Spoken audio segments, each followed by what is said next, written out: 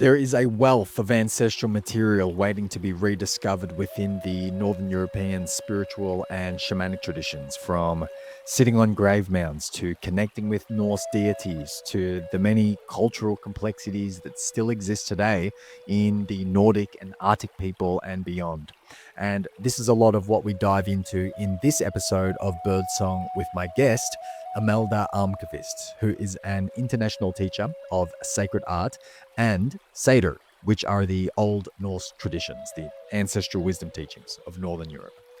If you're new here, I'm your host, Kai Yuda, and this is the second time that Imelda and I have had a conversation for the podcast. The first was about 4 years ago, and I've put a link in the show notes to that first episode.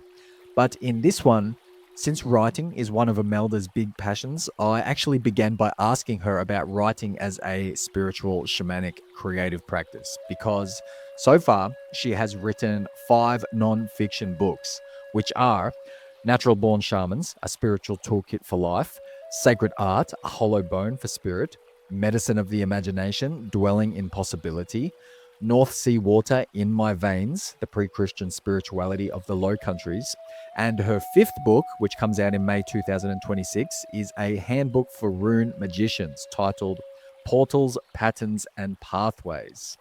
She also has a series of picture books for children titled The Green Bear, alongside an art book, The Secret Garden of the Bone Mother. And alongside all of that, she's also appeared in the TV program made for the Smithsonian Museum titled Ice Age Shaman, talking about Mesolithic Arctic deer shamanism. And she's also presented her work on Sounds True and the Shift Network. Her list of accomplishments certainly don't end there. I could keep going, but look, Imelda's great. She's just so knowledgeable and she can just talk and riff and riff. And we did have a few tech difficulties about halfway through, but I was able to splice the conversation together pretty seamlessly.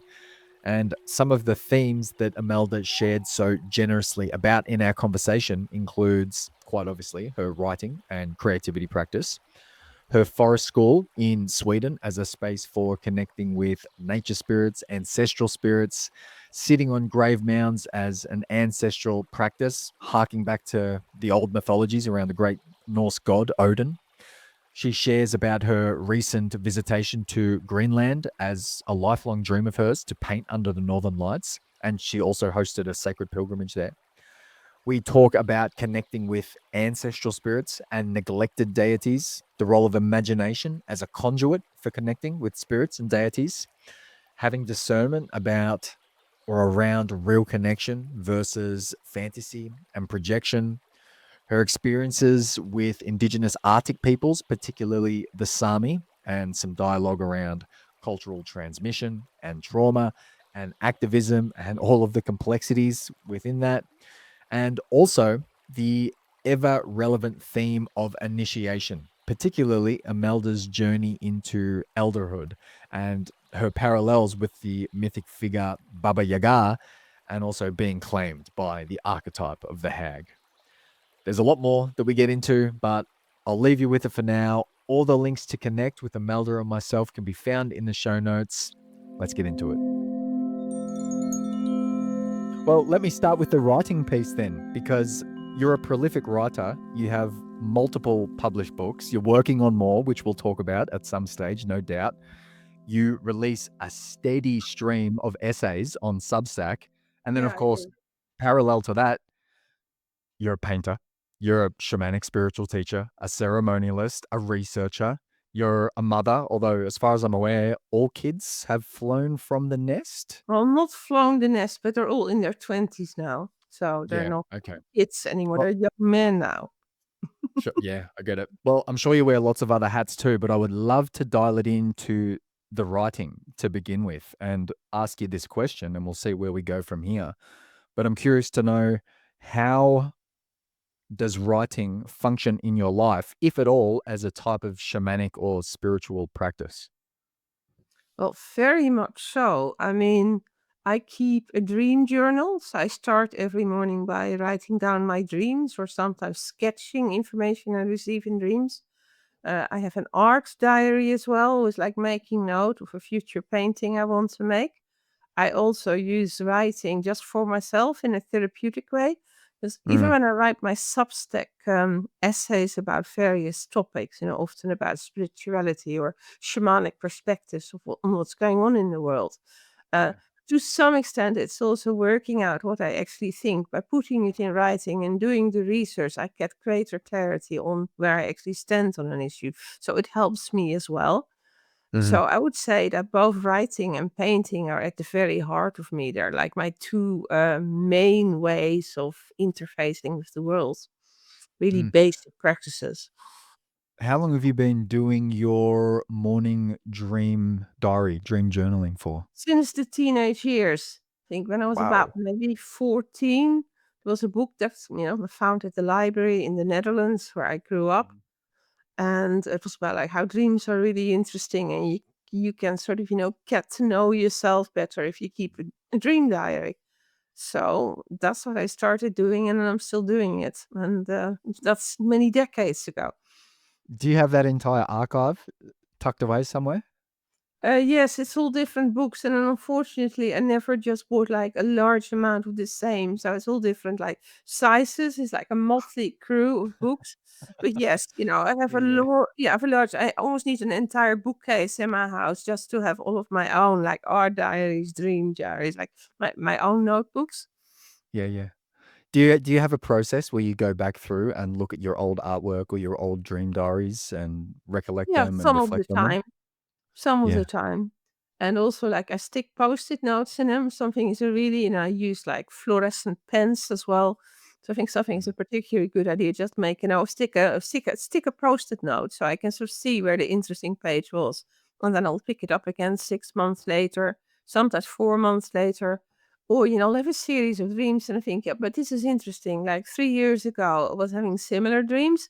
Then I just, like, go back. I find the reference again. What was I dreaming 3 years ago? And why is that topic or that theme returning now? And that can be very interesting because you do forget. I generally have quite good memory. I can stuff a lot of information in my memory. That's also why I can learn many languages. So mm, putting all the vocabulary in memory. But also you do forget. So it can be a revelation when you read back a dream diary from, say, 6 years ago. There's quite a lot there where I think, oh, that deserves returning to. There's more here that I mm, could work with. So it's almost also, and also then with the demands of work and parenting, like staying on top of it all. I don't even get to use all of the really great ideas I get from dreams or sketching. It mm. becomes a choice ultimately because the hours aren't in the day to follow all of it up, unfortunately. Yeah, you can say that again. Yeah. Wow, okay, so writing as a personal and spiritual practice has really been part of your life every single morning for multiple decades then? Yes. Hmm, I even have this arrangement with my husband because, when someone starts talking to you and, you wake up and the dreams are still there. But if someone starts talking to you, then it can evaporate. So mm, we have this arrangement where my husband goes, he makes a cup of tea. That is like my undisturbed time to sort of get my dreams down. And then he'll come mm. back in with the tea tray and he'll say, he'll look at me like, is it okay to talk now or do you need more time? But he knows if he starts talking, then he obliterates my dreams. So that is rather sweet. So then when the dream diary is done, then my cup of tea has arrived. And then we Mm. switch to a different mode, like connecting and planning the day. Yeah.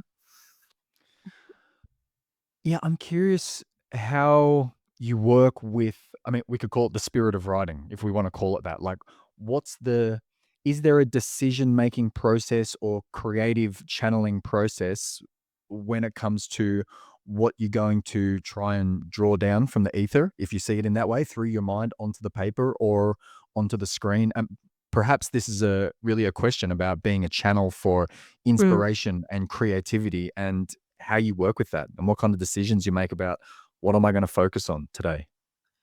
I think in my life it is mostly spirit led. I never consciously decided to write like any of the, I have now 5 non-fiction books. Well, fifth one almost out. Mhm. And it was never that I sat down and thought, and I make a conscious decision to do this. This was all like spirit would give me a lot of material, and then spirit would suggest that I needed to put that in a sort of more handy volume. I mean, it's not like I sat down and I thought I'm first going to write a book about this and then a book about that. It's not haphazard, but it's spirit led. So it's a communication with spirit. And that goes for paintings as well. But I'm always like listening very closely, like what's coming from the other world and what wants to come into form. And then there is also on a spiritual level the fact that when we have a piece of writing or when we create a painting, that item becomes a container for spirit. It acquires indwelling spirit. So the moment you put it in that container, it is still part of me because, like, I use my sort of, mind and imagination and Mm. emotions to do it. But it's also not me because it's acquired an existence of its own in the world. And that is the Mm. process that I'm like constantly navigating. Yeah, what I'm thinking about, Imelda, is whether you experience any differences in the type of quality or maybe we could call it a transmission that comes through when you are writing versus painting or any other kind of creative work. Do you notice any differences in the way it kind of Oh, channels there are through you? huge differences because I find for me, writing is more about using a cognitive function. It's more about using the mind, even if it comes from spirit. But if writing, it is more, yeah, unless you're writing a poem, and I do that as well, try to write a poem every day. But it is sort of more linear. With writing, you have to put it, the words have to go in a sequence where the sentence makes sense, or else Mm, it's just a word salad. And mm, painting to me is more intuitive and it's like in a way even more visionary because also that's why I don't paint in a photographic realism kind of way mhm, because I mhm, want to have that freedom for you just see a glimpse of an other world being or sometimes the different layers and you look into several worlds at the same time. mm, And for me, painting is more dreamlike, it is more visionary. And for mm, me, it's always been because from childhood, I've had that close connection to spirit. I can very easily see into other worlds. So I always walk around with some of my awareness in this world and, more of my awareness in the other world. But then the people around me can't always follow me there or like see what I mean. So I think my paintings from a very young age have also been a way of like by painting it, giving other people that glimpse of what it might actually look like when you look into other worlds. And like what you see and what type of Italy. beings you encounter and what these, the other world geography, what those other world landscapes and locations look like. So in my Mhm, life, though it's very connected, writing and painting do mm, fill different like roles.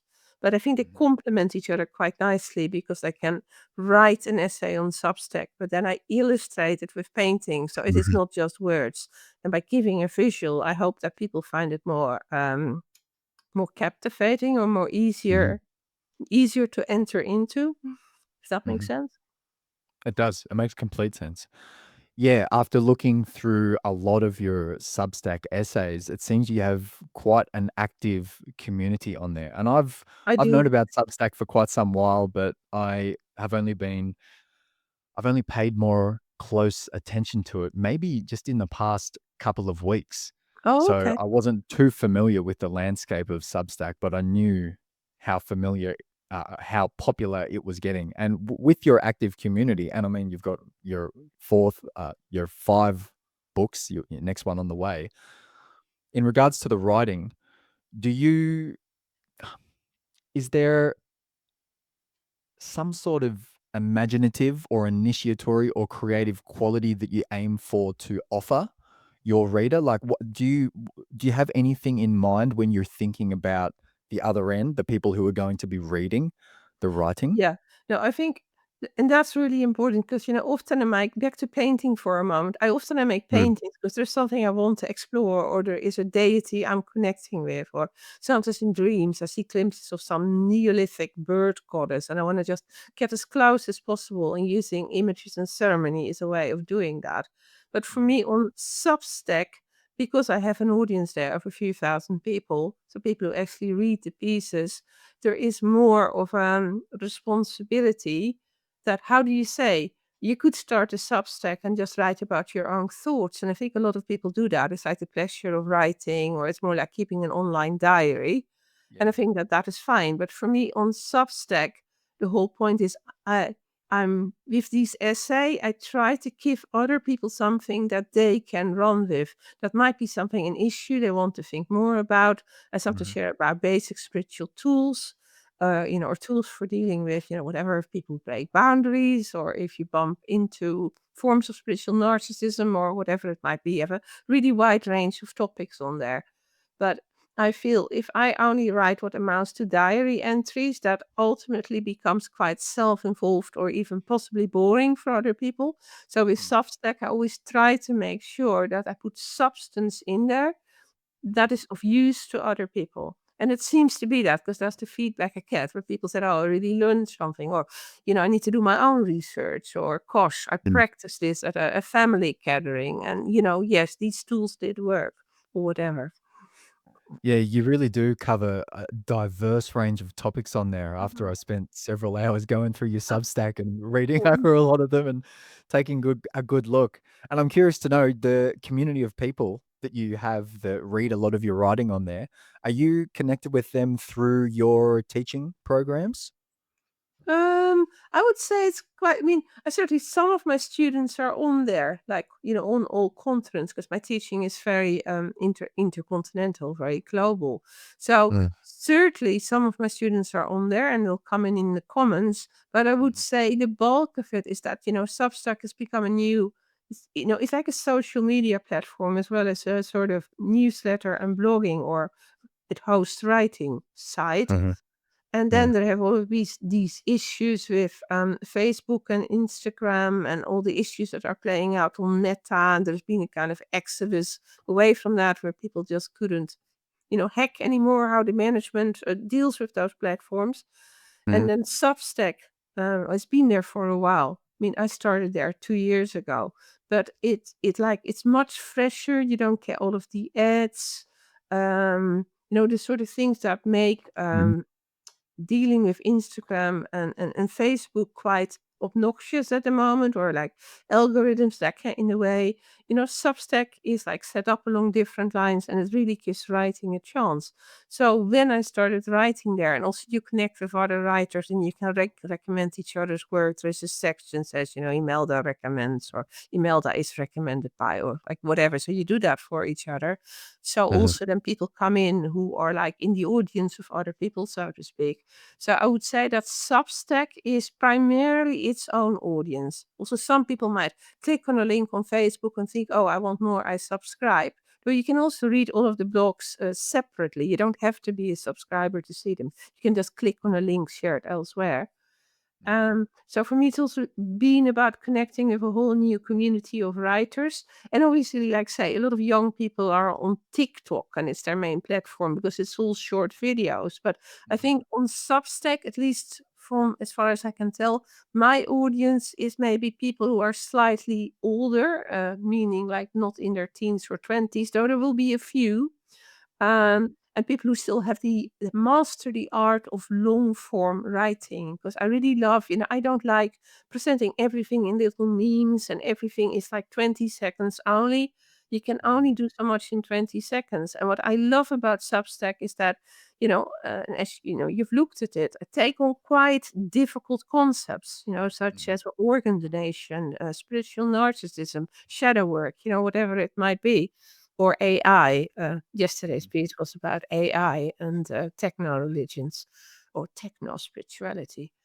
Mhm. So, and I try to be respectful and balanced, but also I really challenge some of these things where I think I don't know what I think about it, or I think if this goes any further, then spiritually speaking, we're going to see X, Y, and Z. And what I love is that so many people on Substack, and I said it's a few thousand people, are actually willing to take the time out of their day to read a really long essay and to follow the reasoning and the arguments. And people, you may have seen, write really interesting feedback in the comments. Or sometimes Mhm. they put a question, or they say, Imelda, like, look at this. And then sometimes I do a follow-up essay. If there's enough interesting stuff in the comments, I just write a second essay picking up on that and going a bit further. And I just love that interaction. And I also, Mhm. when you publish a book takes at least a year to write, longer if you're like parenting or teaching or doing other things as well. And that's the year of writing it. Then it is in production for a year, sometimes 14 months. And then it comes out. But your own life has already moved on. And what I love about Substack is that it is immediate.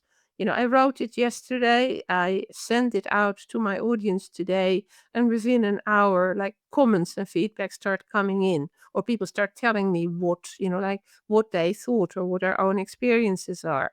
And I find that very, very fertile ground, that immediate interaction. Yeah, for sure. It's becoming a lost thing, the lost skill of long attention spans. And through Exactly. Exactly. through yeah, through choosing to show up on social media more as a daily practice for myself, doing the shorter videos over the past year and years, it's certainly something that I've had to grapple with because I love I really value offering a lot of nuance and complexity. And if we're looking at 30 to 60 to 90-second reels on social media, Mhm. that's not the place where we're going to be getting a lot of nuance or complexity. So Yeah. we're looking in the wrong place there. But it's really nice to hear a little, receive a bit more of a glimpse into your relationship with writing. But of course, writing is just one of the ways in which you offer value and insight and teaching Mhm. to your people. And another big one, it's teaching Northern European, indigenous, ancestral spirituality to your people in your forest school in Sweden. Yeah, here in And Sweden. Mhm. there you are. I mentioned to you briefly that I went over a lot of your content, but I also, in preparation to for this conversation, I re-listened to our first one, which, Tada. as we said, was maybe like 4 years ago, and Mm. we covered some pretty rich ground where you shared about how you found your way to Norse shamanism, some distinctions between core shamanism and then traditional Norse shamanism, sitting on the grave mounds Mhm. as a specific Northern European shamanic practice, which Mm. perhaps is not too dissimilar to what some of my people might know as a vision quest related Mhm. initiatory Mhm. process or a wilderness vigil, albeit, of course, different cultural, geographical, Mm. cosmological, logistical contexts. And then you shared about the runes of, and I hope I don't butcher the pronunciation of this, but the Futhark and the Uthark, Yeah, Futhark and the Uthark. Futhark and the Uthark. And of course, reading the runes as a divinatory practice. And you had some really great things to say when it came to developing a connection, a relationship with the nature beings in your environment. And you spoke about the tree spirits near you, the great reindeer mother, and Yeah. so Mm. much more. But, anyways, to our audience who are going to be tuning into this, if that sounds interesting, they might want to go back through the archive with a search and listen to our previous conversation. But I wanted to revisit some of these teachings, your teachings on Northern European indigenous ancestral Mm. spirituality. So, for those that are new, and also for myself as a bit of a reminder, it would be lovely to have you begin to paint a picture for us in our minds of your lovely abode there in the forest where you teach your students. Okay, well, that is a very great pleasure. Just make sure you also stop me talking. I could talk about this for 24 hours. So, give me a signal and it's enough. But yeah, I'm talking to you from Sweden right now. I am in the main house in the kitchen, but I can see my forest school is like across the courtyard. So if I go Mm, like this, I can see it. And we bought this place because our family is mainly based in London, UK. But mm, my husband is Swedish. So we bought this place in 2016 and it wasn't planned. That was also completely spirit led. The spirits brought mm, this place to our attention. We had no intention at all to buy a house here. So that in itself was a wild spirit led process. Um, and then when we took it on, it came to our attention. There were these people selling this house. It is in a very remote location. So it's a forest house surrounded by forest on all sides, and it's very close to the sea, the Baltic Sea. So it's on the east coast of Sweden. mm, And then it came to our attention completely spirit led and accidentally. There were already people bidding on this house, But the sellers, the people who were selling Right. this house, they weren't like happy with all the changes they were going to make, and that they were not a very spiritual couple. So they were a bit afraid that they would destroy the very special atmosphere this place has. And then we arrived on the scene. And, for me, it was a dream come true. So I talked to my beloved Norse gods.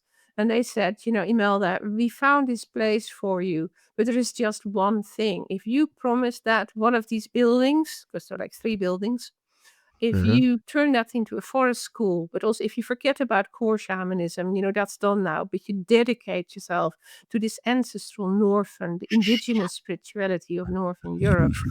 Um, and the thing is that you don't just treat it like your house, but it needs to also be an ancestral home where you can bring other people who have that Northern lineage, Hmm. ancestry, who have that in their ancestral blood, that, they are like allowed to come home and have a kind of ancestral spiritual home here. But that if you promise to do that, the house will be yours. So that evening, when things were like, things were really, really tense, it wasn't clear which way it would go.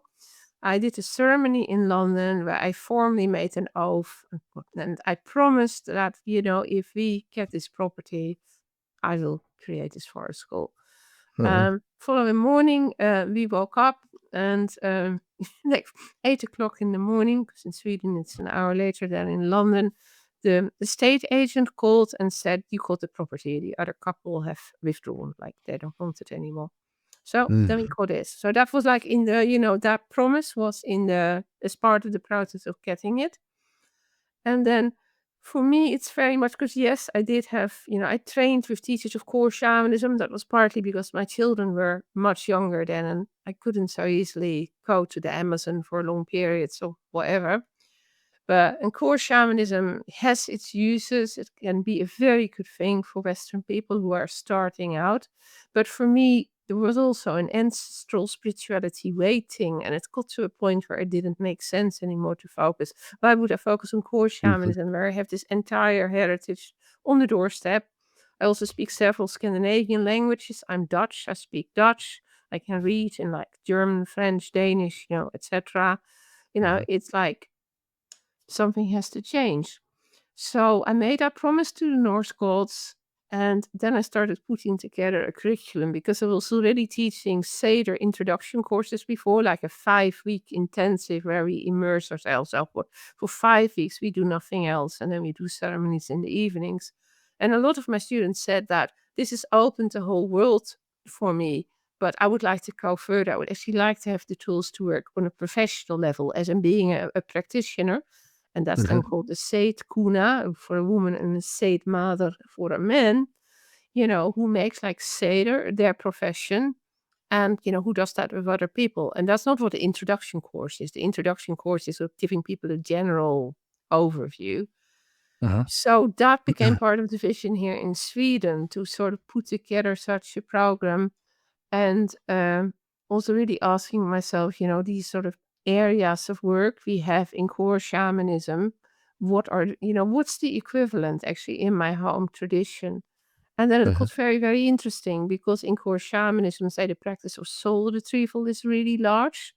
And then I Uh-huh. sort of started looking into the whole Old Norse anatomy of soul. And then I discovered that that is so different, that soul retrieval doesn't really fit into the Old Norse way of working, because soul retrieval requires a unified idea that I have a soul and it's only my soul, and it's kind of completely like it's a separate, almost hermetically sealed identity, so to speak. Well, Uh-huh. actually, if you look at the Old Norse anatomy of soul, then you discover that the soul is seen as more porous and it shares parts with others. So there's a part of our soul that is ancestral, or even what in core shamanism you would call a power animal that comes forward to be your ally. In the Old Sure. Norse way of thinking, it's arguably a part of your own soul that takes an animal form and then works with you in that way. So really reading up on my own tradition, and I taught myself Old Norse along the way. I even taught myself Finnish. I already spoke fluent Swedish because I just wanted to get to all of that material. I really read it in the original, not just like take other people's translations. Because over the decades, since Uh, this material was rediscovered, there have been a lot of mistranslations. So there's quite a lot of misinformation out there about this uh, tradition. So anyway, so that was a lot of work, a lot of intellectual work to really say, okay, if I'm going to train people to be a Seid mother or a Seid kuna safely, like what is the toolkit they need to have? Because for my own shamanic practice, I had a very busy shamanic practice in London. I'd worked with hundreds, if not thousands, of clients. So I know mm, very well what comes through the door. So the question then becomes, how do I give people a completely is that ancestral, indigenous, Northern European-based toolkit to handle these situations that come through. So they're going to be safe and they're going to make a difference in the lives of their own clients. So that was the core idea. I put together a 2-year program. The students who were on it, it was a 4-module program. The students who were on it graduated said that there is actually more that we would like, and 2 years is a bit short. So it's now become a 3-year program. I currently have a group in their 3rd year. They will be here in a few weeks' time. But also that's still sort of growing, that they will still ask for, we want more of this, or we're going to go deeper into that. But I think that's what I love about being a teacher. I don't want to just stand up and be authoritarian and say, this is what it is. What I love most about teaching is that I get brilliant students who ask good ideas, who make excellent observations, who share their, insights and visions with me. And again, you get that fertile ground where there is that exchange, and I get inspired as well to sort of, dig even deeper, or, I uh, love that whole thing, and also love the fact that, yes, I'm the teacher, but also here at the spot, because the land is so beautiful here. We have the forest, the sea, we have a lake where the students like swimming on their lunch break, a lot of wild animals. One year we had 3 bears behind the house, ooh, juvenile brown bears that the students ran into. It was all safe, thankfully. We have a lot of deer. We have wolves. We've done ceremonies where we have, howled like wolves, and the local wolf wow. pack has responded, across the Mhm. night. And that's just what I love. It is to teach in a way, not just sit in a classroom in London or wherever where you're in a classroom and you try to tell people things. For me, it's very much about, I have to give them a certain amount of theory so people know how they're orientated in the tradition. So I can't wipe Uh-huh, that out completely. But I try to uh-huh, very much balance it. It's like, be on the land, sit out. As I said, here we do this howling, we're howling as part of a ceremony under an ash tree, which was the world tree, Yggdrasil for us. And uh, we stand there howling as a group, and the local wolves actually howl back, and they do that repeatedly. And that is the level where I want to get people. So it becomes embodied, it becomes ancestral, and the uh, spirits of the land and the deities that walk the land are my co-teachers. So I do not at all see myself as the only teacher. I'm just the mm, human coordinator of all of these experiences, who sort of puts people in that amazing container. And then mm, people will often say, and it's true, a lot of my students have done core shamanism before to get a basic toolkit, and now they want to like explore their Norse lineage. But the thing is also, teaching this now, I realize that core shamanism is quite simplistic in many ways. That Michael yeah, Harner, who put it all together, anthropologist who like put that together, he sort of simplified things. He edited quite a lot of things out because he thought it was a hornet's nest. And part of the work of recovering all this material has been to say, we're not going to like leave out what is more difficult or what is less pleasing to modern sensibilities. More like, look at, okay, here we have wisdom teachings from our mhm, ancestors, also of land and location. And then, it's that marriage between the ancient and the modern. Not everything the Old Norse people or the Vikings did is appropriate in our day and age. But at the same time, there's also an incredible amount of wisdom there that can be translated into a modern form where it changes lives. And that's mhm, what I love, working on that sort of interface between, old and new, like being a teacher, but also stepping back and just observing these processes that the deities and spirits of the land put people through. And then having the land and the animals and the trees all play their role and also appearing as teachers in that process. So it's very land based. That's how mhm. I work. There's a lot of directions we could take that. And I used to make a distinction between learning about shamanism or shamanic practice and then learning shamanism. Two very Oh, distinct things, because one is the conceptual, but then, as you say, yeah, like one of the pillars of shamanism is revelation through direct experience. We could wax exactly. lyrical and conceptualize it and read all the books all day long, but unless we're out on the land, practicing it day in, day out, immersing ourselves in it, we're forever going to be missing something. We need to be getting in our dirt time, Mhm. our earth time. And okay, so 2 points that people might have picked up on. Cedar, it'd be great to have you just offer a definition of that, even though Yeah. you've just alluded to it over the past 10 minutes. And then also the Norse gods as well that you Okay. work with. People might be thinking about this. Mm. Well, okay, first Seder then, which is an Icelandic word. Seder. Also, all the Scandinavian languages, they say it slightly differently. So there's not one only and correct pronunciation. But in Mm. Old Norse, Fornsider, in Icelandic, Seder, and in modern Swedish, Seid, um, is a practice. It's a set of spiritual practices from the Old Norse period, or also known as the Viking Age. So that's in Europe, between the year 800 and the year 1100, Mm. roughly. It's not exact. And it's a series of spiritual practices that involves like divination, like the role of the vulva, the prophetess, speaking in a state of trance and like speaking prophecies. It's also about working with the runes and doing divination work. Um, it's doing healing work. Um, um, and it's really like it's a complete set of spiritual practices that, if you sort of embrace it properly, it becomes a whole way of life, as you just said. But it's like old age spirituality, a coherent set of practices and tools that can even be used in the modern age. Mm. And then I asked about the Norse gods that you work with. People might be interested in that, but I've got to ask as well, as you're sitting there at your kitchen and you can just look outside the window, and you mentioned some of the nature beings, but to add a little bit more texture to how we're envisioning where you are in your forest school, I'd love to hear a little bit more about the nature beings out there as well. You're looking out the window. I'm guessing it's covered in greenery. It's a beautiful landscape. Tell us a little bit Yeah, more it's about that. very green. We have blue sky, but also clouds sailing over the tops of the trees. We get a lot of animals in the field. Exactly right now, I don't see any, but it could change the next minute. But I often sit here and you have a family or a whole herd of wild boar running. Deer come Mm. visiting every day. We have moose as well, so you often bump into moose. I've already mentioned the wolves. We also have, they're quite elusive, but like we have lynxes that live in the Oh, forest. wow. So we Mhm. really have, the wild animals here. And I said the bears normally live further north, but they will sometimes walk down in the summer and come to this area.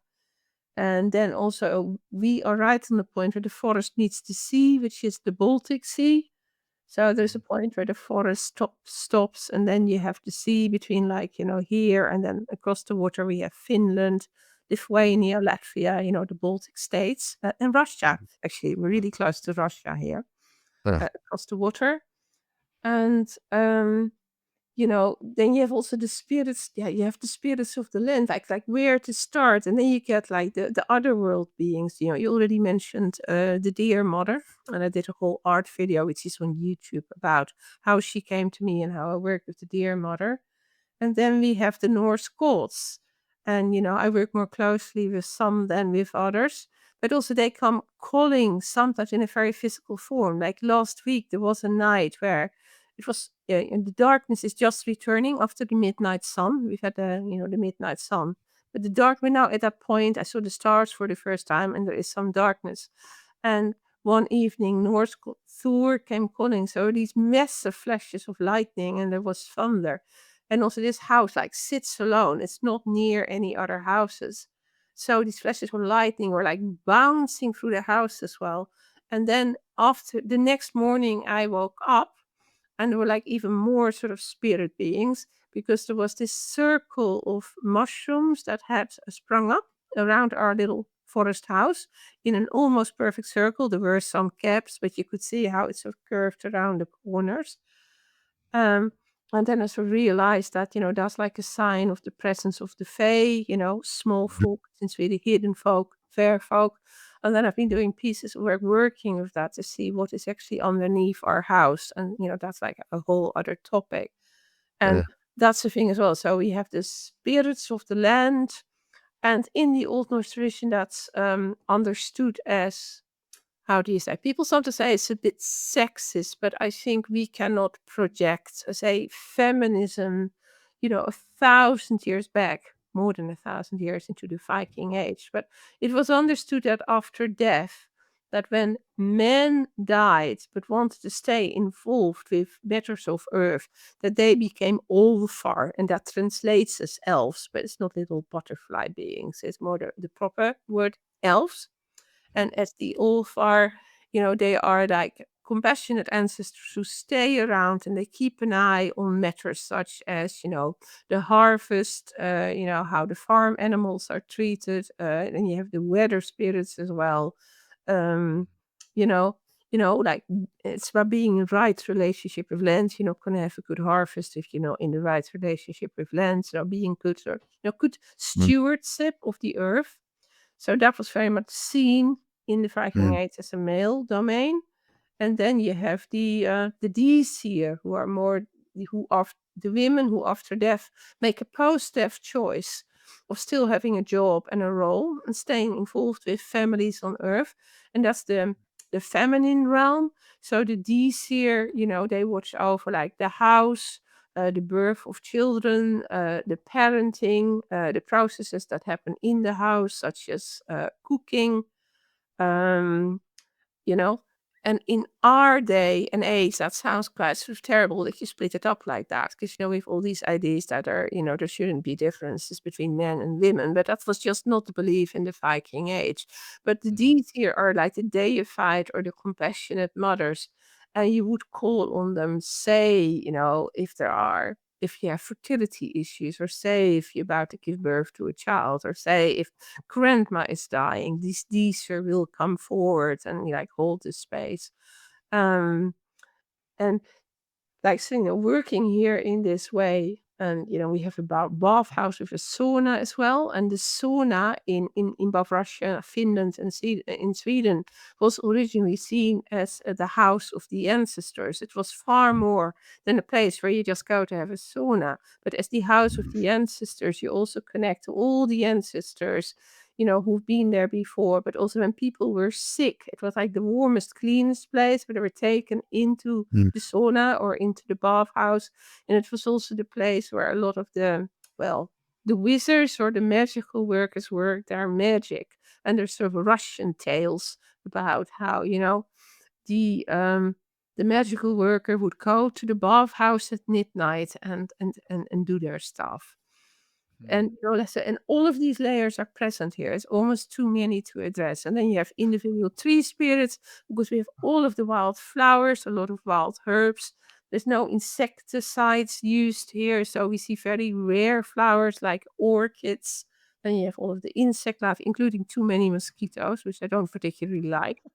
With ticks as well. It's not just, there's always, it's not mhm, only paradise. There is always um, so it's hard to paint like how rich it is. And when students spend time here, or like say they go swimming in the lake and then they connect to the spirit of the lake, and they will have certain experiences. It's just so multidimensional, the teaching that mhm. happens here. Yeah, you mentioned a couple of times so far that the life that you live has really been spirit led in Yeah. many different ways. And of course, everything that you're talking about now is how we live a spirit led life. But maybe we could tie this into one of the ways in which you encourage your students to develop a connection with Northern European traditional practices, ancestral wisdom, ecological awareness, and that is through working with the land through the grave mounds and the petroglyphs Mhm. and the stone Rune? circles. So it might be really nice to hear how you guide students, but I'm also curious to know how your relationship with the spirits of the grave mounds, the stones, the petroglyphs have evolved over your time out there. Well, it just deepens all the time. I've always been fascinated by it. And because my husband is Swedish, and so we used to live in Sweden before we moved to England, where we ended up raising our children. So, I've had a Mhm. close connection to Sweden for nearly 40 years. I think it's 39 and a half years to be exact. It's nearly 4 decades. And again, in the tradition, there are beliefs, the sitting out on grave mounds is the idea that, prominent ancestors were buried in grave mounds. And then by sitting out on a grave mound and sitting there without distractions and alone and sinking deep, the idea is that the indwelling spirits of the grave mounds, which would often be the spirits or the souls of people who died maybe a lot of grave mounds are Iron Age, so they're from a long time ago, is that they would eventually come and talk to you and have guidance for you. And that is like a human practice that goes even further back, because the sources we use in my way of teaching, when you teach Seder, yeah, the Old Norse material we have two books, the Poetic Edda and the Prose Edda. Yeah, you spoke Uh, about them in our last conversation oh, too. then Mhm. maybe we can leave it there, but and not go into all the details. People can listen to that. But the Sure. point being that, say, in the Poetic Edda, which is arguably the most famous book in this tradition, the god Odin, and I think everyone has heard of Odin by now. He Surely. would go to places where he knew that Völur, that's the plural of Vulva, the prophetess, the Sibyl. So where a vulva was buried, and then he would like wake her up, so he'd make her rise from her grave, and her death was then seen as a very deep sleep or a deep otherworld dreaming. So he'd like bang a staff or make a lot of noise, and the vulva then rises from her grave, and she says like, "What do you want? What is it?" And then Odin would ask all of these questions about, the ultimate nature of the universe and how the world is going to end and how the world was created and everything in between. And this Volva is quite keen to go back to sleep. So she will answer his questions. And those are some of the texts, the poems we have in the Poetic Edda. But then Mhm. eventually also she's tired and she says, "Are you done now? Are you done now?" And now I sink down. And she sinks back in her grave. And those scenes in the sources, so that is like a god talking. He's really talking to a primordial vulva, like, the sort of vulva saying it was Sibyl, a prophetess who has seen like the beginning of time. So she has all the knowledge of the universe. She may even have seen universes before this one, because that is suggested in what she says. Sure. And that's how he gets this information, and that's how we get our cosmology. So when human beings go and sit out on a grave mound, it's a smaller reiteration of that. I go sit out on an Iron Age grave mound, or I sit out in a Stone Age.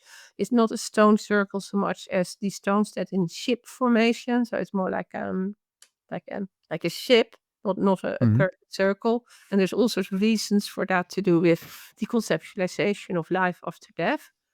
So if I Mm. sit out in such what we call a skeppssetning, a stone ship formation, or I do it by petroglyphs as well, then in a way I'm stepping into the role that Odin had, like I'm following Odin's own practice.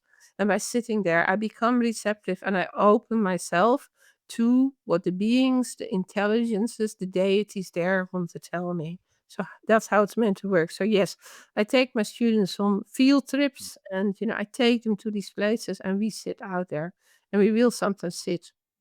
And there's a large grave mound near my school called Uppsakula. That's one of the larger grave Mm. mounds in Sweden. It's about 20-minute drive from here. And I'll go there with a group of students, and we will sit out. We will be there, until it gets dark and the sun appears, or whatever it Mhm. may be. We'll just sit out until everyone has received guidance. And then there is something beautiful about doing that communally and talking about that experience later. But I go there alone as well. I sit out there alone too. Mm. Are there any other somewhat quote unquote formal directives or encouragement that you offer your students when you go out there, or some sort of container? Like you mentioned that you'll sit out there from, all day from sunrise to sunset or in through the dark. Is it ever a multi-day long process for yourself or for your students? In this case, not because, I sometimes think about it and I'm intrigued because I know you do that kind of work on the land and I'm Yeah. following that on Instagram. I love what you're doing there. But you have to remember that my forest school is a school. And as I said earlier, people come primarily, and also, they have young children, they have take time off work, they have to get Mm, childcare, pet care. So it's quite a big deal to fly. And mm, some come all the way from the US and really far away. Some people fly mm, across oceans. Um, so, and they come to learn those professional skills that are going to allow them to have that ceremonial, spiritual guidance role in their communities. And that's at the moment where the focus is. Because also, that's what they most need to learn. And what the spirit guidance is what the world needs most now, that people have these skills again, that are like highly trained so they can deal with what their communities need. Um, in the future, as I can spend more time in Sweden and, as my life is shifting, I could also imagine, holding forest witch retreats or other retreats where people come and there is less actual teaching because people are not mhm, coming to be practitioners, but where they take people on the land for their own experiences of initiation and then dropping deeply and into that work with the land and let the land work deeply on them. But at the mhm, moment, also for all the schedule reasons and big teaching schedule stretching across the mm, world, I have not got there yet. But mhm, that's on the mhm. wish list for one of the things I want to do in the future. Yeah, sure. Yes, well, we're talking about connecting with land spirits and we're talking about retreats and courses. So maybe we can make a slight little pivot here because I'm curious to hear you speak more about your sacred art course that you had in Greenland. And Uh, as I was reading about it online, I don't know if this, I suspect that this story is related, but did you had your painting sabbatical a couple of years ago, 2022? Is that what led to the creation of the sacred art course there? well, pretty much so. Again, Somewhat. somewhat it. Well, yes. Sorry, that requires a little bit of explanation. Um, I have had for many years the desire to paint. I had this picture of like being in the far north, being in Greenland and painting under the Aurora Borealis. I know you have the Mhm, Aurora Australis, we have the Aurora Borealis, mhm, under the Northern Lights. And that was never possible because I traveled so much for work. I still had 3 children in my care who were at that point moving through their teenage years and all of it and all of it. And then in 2022, two things happened. My mother died in August, quite unexpectedly. Also meaning I didn't have that sort of responsibility of going to the Netherlands and sort of, dealing with her care. So that sort of, closed a chapter in my life. And only a few weeks later, our youngest son, we have 3 sons, started university. So before that, I was still like, sort of travel quite a lot, but stay at home mom, like seeing my sons through, well, high school and then, then they went off to university. mhm, So all of a sudden, these two ties, still having a child at home and still having an elderly mother requiring visits and care in another country, in the Netherlands, that just dropped away within the space of a month. And mm, then I thought, now I can actually live my dream. Now there is nothing to stop me. So at very short notice, I booked myself some flights to Greenland, and I went to Greenland for a month by myself just to paint there under the Northern Lights, which did appear, uh, thankfully. And also I was writing pieces from there, like that was still on Facebook. I didn't have Substack yet, but I was just writing like, about Greenland, the traditional Inuit cosmology and the deities and all of it.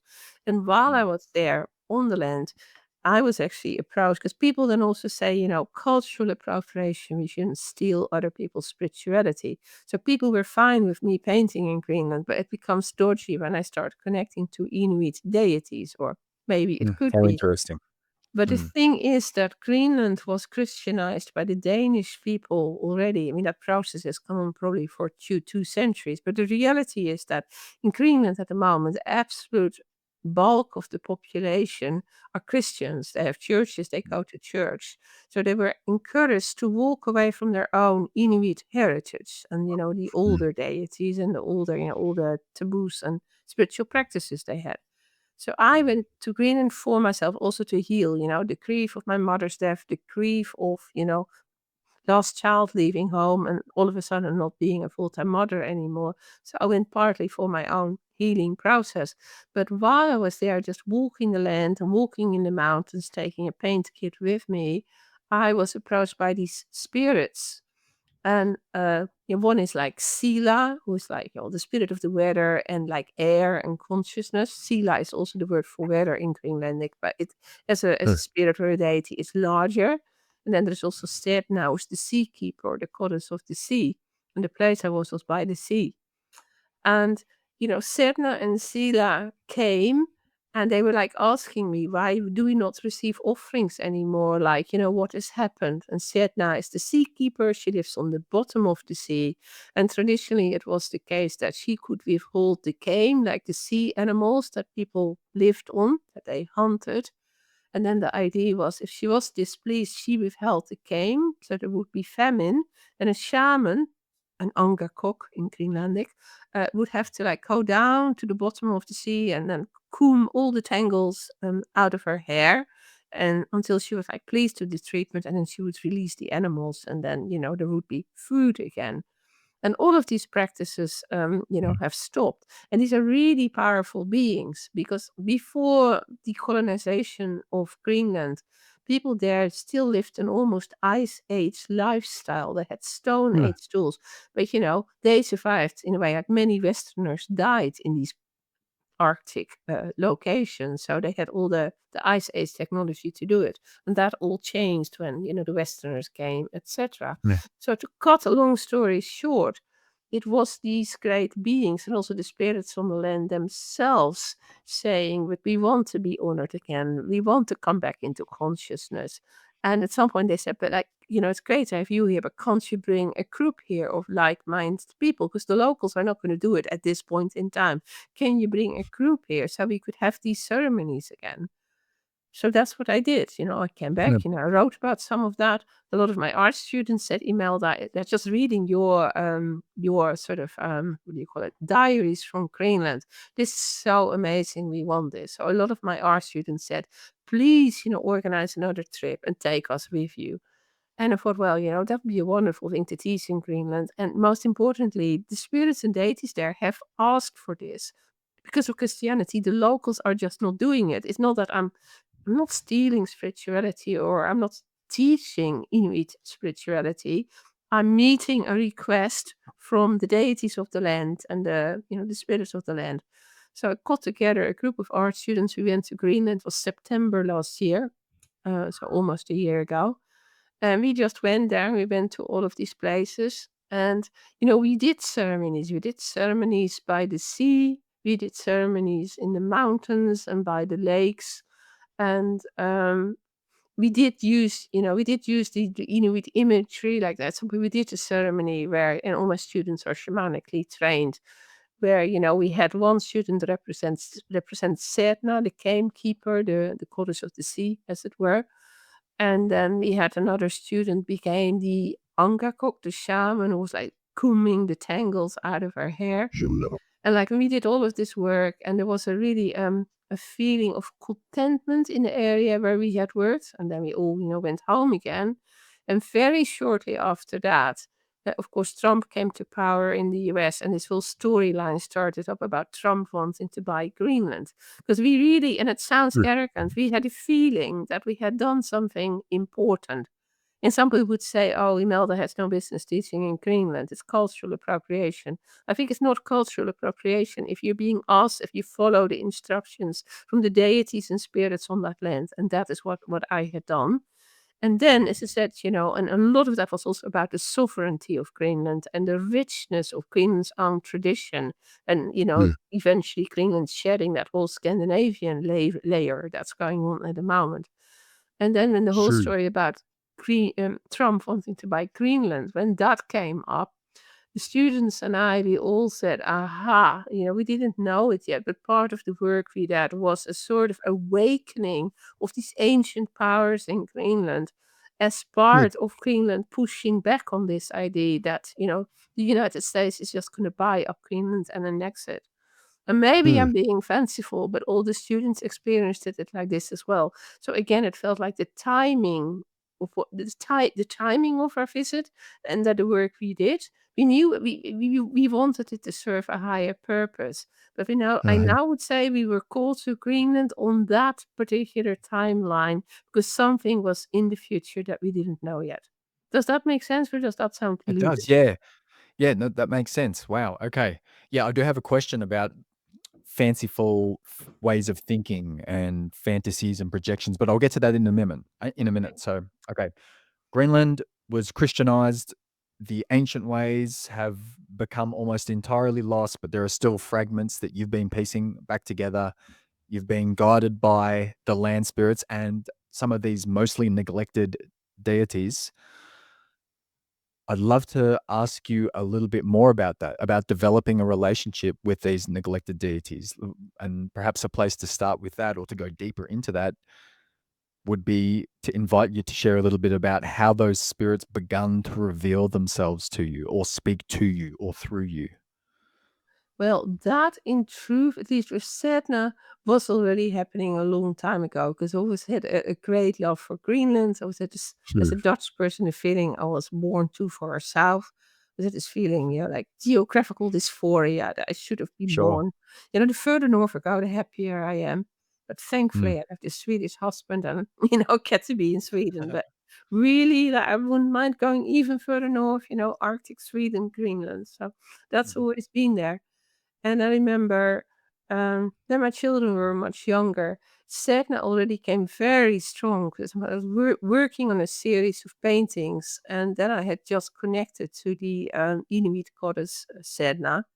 So she Mhm. was appearing in paintings, and I remember, in family life, my children were still under the age of 10 then, and Mhm. I had this big painting on my easel in my studio of Sedna. And then I woke up the next morning, and often the children were up before I was, and I'd leave art materials outside. They didn't wake us up, so we could get that bit of extra sleep. So one morning, I come downstairs, and there's this whole exhibition on the breakfast table, and it's all sort of like mermaids with babies. So I Mm. asked my boys, I said, what was this art session? Say, oh, this is like the Inuit goddess Sedna. She gets lonely on the bottom of the sea, so we decided to give her a family. So they had drawn her like, breastfeeding babies, and she had children. And then on, I just had a feeling, it's just like my kid, like, you with your daughter last night and having your face Uh-huh. painted like a mermaid, it's that Yeah. sort of age. But I Mhm. also had a feeling that on another level, something is coming into consciousness. Like it's my Mhm. children doing something for sure, inspired what's going on in my art studio for sure. But Mhm. there's also something larger that comes through in a thing like that. Yeah. So Sedna was already there and going to Mhm. Greenland, standing there by the Arctic Sea and actually connecting with her. That was Mm. amazing. And Sila I knew about theoretically, but I didn't have a personal connection until I got to Greenland. Um, and then, like, how does that work? Well, for me, Sila and Zetnet started appearing in my dreams. They started appearing in my paintings. And then, me being me, I would do a bit of research. Then I would find like clues on the land. Like I would leave little presents or offerings for them. And then the next day, I'd go back there, and then they would have left me some bird bones or a little bird skull. It's like like a present came back. And at that point, and also like other things as well, that Sila is the weather. And when you work with Sila and you please her, like when my group was in Greenland, like it's supposed to be already quite cold, and it could have been the first snow coming down. So I have this annoying Mm. screen appearing again. Sorry about this. It will No, that's disappear. fine. Mm, well, okay. It will disappear. But the point being that um, because I think the Sila, the spirit of weather and air and consciousness, was so happy we were there that we had a spirit of exceptional weather. So it was like almost warm. One of my students was swimming in the Arctic Sea. And then we had every night, we had the Aurora Borealis. It was like up every night. And so we had these spectacular displays of light.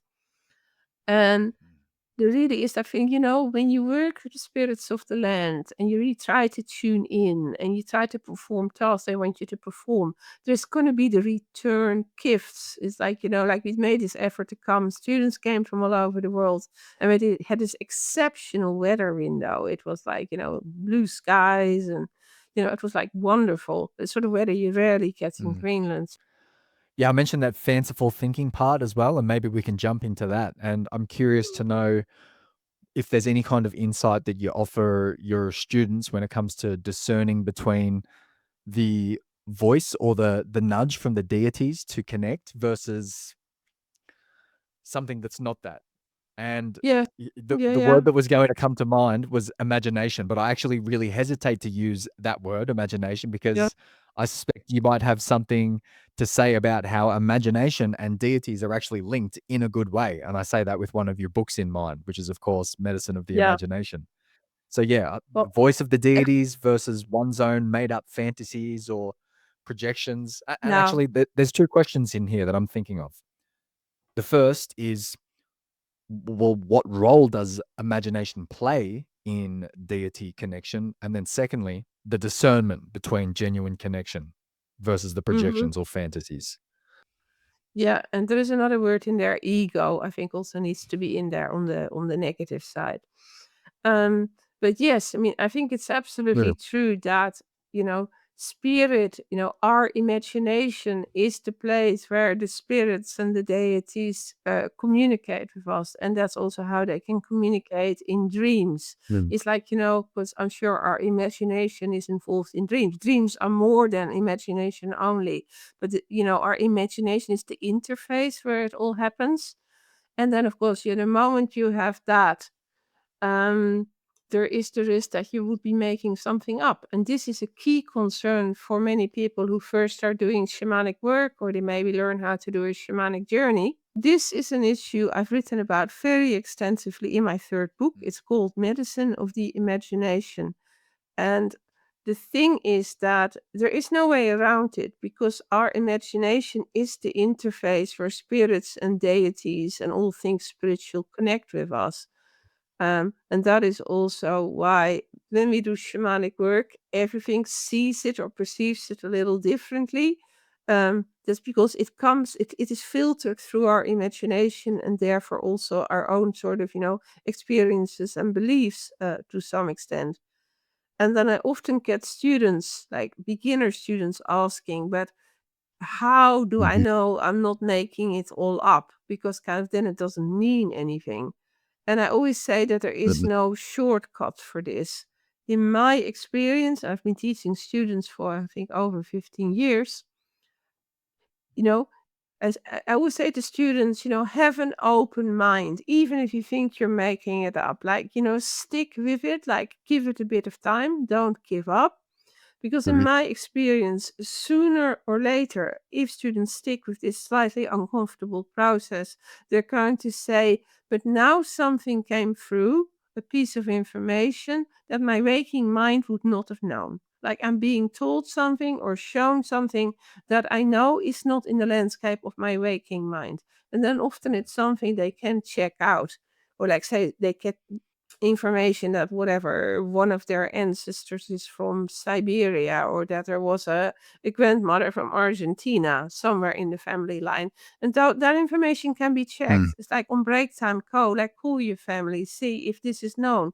And then often they come back into the room all excited and they say, oh, this is unbelievable. I called my mother and she says there was whatever, a Siberian Yeah. grandfather or yeah, there was a grandmother, and then at some point, then people relax. Because if we're not relaxed, it becomes harder to receive the information.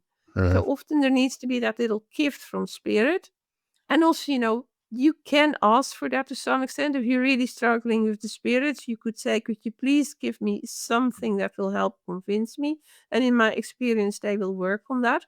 I've sometimes had it the other way when I'm a practitioner doing, say, ancestral healing work with a client And then a client might say, yeah, but how do I know you're not making it all up? And I say, well, we'll do it together and we'll check perceptions. But sometimes, people really have difficulties with trusting the process. I will say, okay, I'm going to ask your compassionate ancestors for a piece of information you may find convincing. So I'll tune in and I'll put it to the compassionate, their, not my own, compassionate ancestors. And I say, is there something that I could say or present that, would convince the person that this doesn't come from my imagination, that my imagination is like the channel, it's the interface. And then something will come and I'll say, well, something that really runs in your family, like this is like a pattern that affects several generations. And it is like X, Y, Z. And like everyone in your family to some extent struggles with this. And then people go like, whoa, where did you get that from? I said, well, that comes from the compassionate ancestors. And yes, my perception and imagination is in between. We need an interface. Like you and I are talking on a computer now. So we both have a computer screen. But what we are talking about, of course, transcends what's on the computer screen. And it is like that. Mm. The computer screen is just a technology. It makes the conversation possible. And so it is with shamanic work. Our imagination, our own mind makes it possible. But what actually comes through is from somewhere else. So that's how you Mhm. can work around it. It's not easy. Mhm. Yeah, that's great. Well, let's make a little bit of a pivot. We'll try and get some of these other themes in case we have a dodgy internet connection again. But we've been talking about Greenland and maybe it's a nice little segue into talking about your relationship of developing more of a connection with the Arctic people, the Mm, indigenous Arctic people. And as far as I'm aware, some of the Sami people are who you've been developing a relationship with. So that's correct. I'm curious about I'm curious about what these relationships or connections have taught you about knowledge transmission or cultural wisdom sharing, especially across cultures and ancestral traditions Mhm. that have a long history of harm, loss, Yeah. extraction, Mhm. misappropriation, Yeah. these types of things. And that is what I'm learning because people often say, the Sami people, so that's the people Sapmi, or like the Lancers, like you just set the scene and explain this. Not everyone all over the world may be familiar with which part of the world I'm Mhm, talking about. So I'm talking to you from Scandinavia. Scandinavia is technically Denmark, Norway, and Sweden, and I'm in Sweden. But there is also a concept called the Nordic region, and that's like larger. That includes Finland and Iceland as well. And mm, that is relevant because the problem with the Sami people is that they have traditional lands where they had, not all of them were nomadic, not all of them are reindeer herders, some are also, like farmers and or they mhm, are fishermen and things like that. So it's not true that every Sami person is a reindeer herder, but that's also a very sure. large part of what they did. So they were nomadic and they were in these lands, like what today is the very north, like not quite, well, they're spread over a larger area, so not all of it is within the Arctic Circle, but a lot of their territory is within the Arctic Circle in Sweden, Norway, Finland, and then also stretching into Russia. Now, Mhm, obviously, the whole world will know is that there are mega issues between Russia and the rest of the world at the moment. So Russia is like cut off. That's not an open border. But then there are also issues between what used to be their reindeer herding territories, where the reindeer would go on their migration paths, and then the reindeer herders and the families would follow. That in these, because they don't have their own country, it's like a territory, and also very much believe that they are children of the earth and that the earth is their mother. So, like, you don't own land in the traditional sense, mhm, so they never had a strong country border. So their lands, their territories are spread over, 3 or 4 other countries. And then you have the issue that these dominant countries do not acknowledge their lands. They're aware of the Sami people, but they do, like just like you say. I mean, like in the north in Sweden is a town or a city called Kiruna, the northernmost town in Sweden or city, mhm, and they do a lot of mining there. And that is having such an impact on the town that actually, Right. big cracks are opening up, and half the town is starting to so literally sink back into the earth. So Wow. at the moment, they're in the process of moving a large part of the town. So, and there's Mm. a big deal that the church, they have a large church, is now going to be moved quite soon. And that's been on their way. That's all quite dramatic. But that are these big fissures, cracks in the earth opening up. So that is Kiruna, but there's other issues with, dams and hydro plants, or even that like oil tankers think that no one lives in the Arctic. It's an empty wasteland that they can dump oil there, or like, what do you call it, like waste products from oil, or like other things, that people just think that if they have something really toxic, we'll just dump it in the Arctic, like no one lives there, no one cares. And that's very much not true, because these Arctic peoples live in the Arctic, and it is their environment that gets like polluted and toxic, and the animals they live on die, and all of it, it affects the whole ecosystem. So that Mm. is the situation in short of the Sami people. I've written a number of essays on Substack about the Sami people, so people can find out if you type in Imelda Substack and then Sami. These essays will come up where I go into more detail. But then, one of the things that I am learning is that they are up there. They still have the indigenous knowledge, and they're getting to the point where some people up there are willing to share or even teach that knowledge, which is a tremendous opportunity for that exchange of Yeah. traditions and wisdom. But I think what I also observe is that they are so much pushed into activism that almost the people I know, their time is taken up by full-time activism, pushing back against the mining and these dams and the dumping of whatever, toxic waste and Mhm. all of it and all of Mhm. it. And, that is, kind of sad to see that. It would be nice if they could spend more of their time actually, teaching and working with their traditions. But just Yeah. by sheer force of what's going on there, activism has become a way of life. So that is Yeah. one thing. And then there is also the whole issue of, if it then comes to that exchange of traditions and information, and this is not only in Sapmi, the land of the Sami people, that things keep on going wrong. Like companies go up there and they start whatever, a power plant or something, and then it fails for all sorts of reasons that is already predicted by the Sami people. For XYZ reason, this is not going to work long term.